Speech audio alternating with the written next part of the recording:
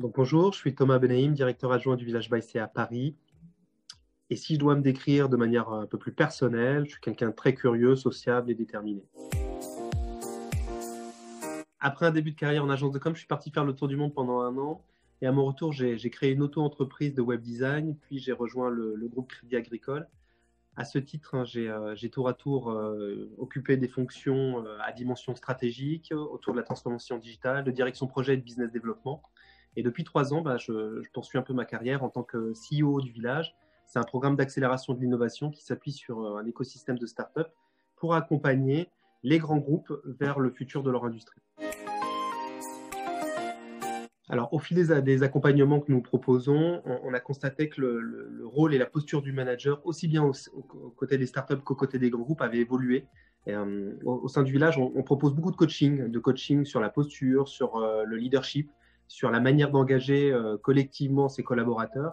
Et ça, c'est des coachings qu'on faisait de manière individuelle dans différents programmes. Et au fil de l'eau, au fil de ce constat, on s'est dit qu'on pouvait en créer un cursus de formation dédié aux managers pour les accompagner dans l'évolution de leur statut de manager. Les enjeux que rencontrent les cadres maintenant, je dirais qu'il y a à apprendre à gérer des équipes hybrides, présentielles et distancielles. Là, c'est davantage en réaction, effectivement, à la situation qu'on a traversée, notamment en 2020. Apprendre à changer de technique de management. Là encore, le rôle du manager demain, c'est d'accompagner ses équipes plus que de l'accompagner sur de l'expertise, plutôt de l'accompagner sur sa propre évolution, sur des postures et sur des comportements plus comportementaux.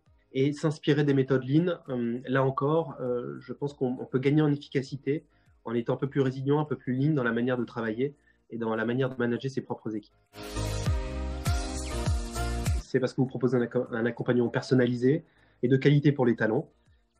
C'est une équipe sympathique qui a envie de travailler, ça c'est important pour nous. Et c'est surtout l'idée aussi que vous avez de vous ouvrir à l'univers startup et pas de rester ancré sur vos acquis. Alors, le moment le plus propice dans lequel vous pourrez être amené à nous solliciter, c'est lors de la transition de certains des managers que vous accompagnez. Dans ce cadre-là, on a des promos de formation et selon on va dire la place et la disponibilité qu'il y a au sein de nos promos, on voit comment intégrer certains des managers que vous accompagnez. Un bon agent, c'est une personne qui est en capacité de comprendre quel est le besoin de la personne qui l'accompagne. Je dirais qu'il ne faut pas hésiter parce que l'agent, il est là pour vous. L'agent, il défend vos intérêts. Et il est là pour vous proposer un accompagnement personnalisé au regard de votre situation où vous vous trouvez à un instant T dans votre propre évolution. C'est surtout une personne qui a une capacité à se projeter sur les métiers de l'avenir et donc d'identifier les bonnes opportunités pour vous et qui dispose d'un réseau et des contacts adéquats. Oui, je regarde des séries en ce moment, je regarde Your Honor en ce moment. C'est avec l'acteur principal de Breaking Bad. C'est marrant parce qu'il a à peu près le même type de rôle dans cette série. C'est votre impresario du monde du travail.